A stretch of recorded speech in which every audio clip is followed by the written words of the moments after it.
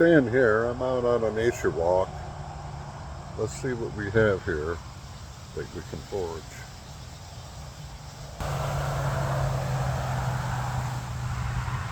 Can you see those? Those are yellow touch-me-nots. There's some orange ones in there too. But these touch-me-nots are really going quite a ways down through here. If you get poison ivy and you take and crush the leaves and get that juice on it, it neutralizes the poison ivy chemicals.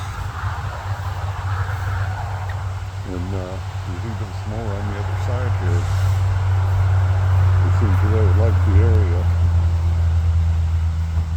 Boy, look at this touch-me-not cluster. You can't even get to them all. Way, way back in there.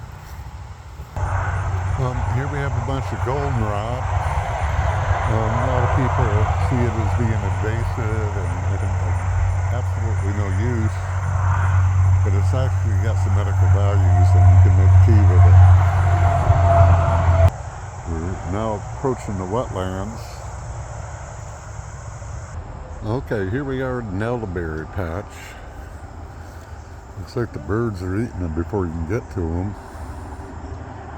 Might be able to forage a little bit. Look at that big cluster there.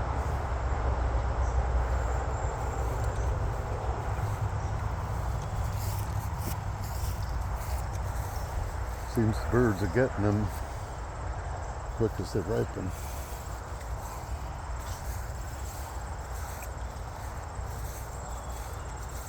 Well, this patch goes on a long ways, don't it? Okay, I'm gonna get seeing what I can save.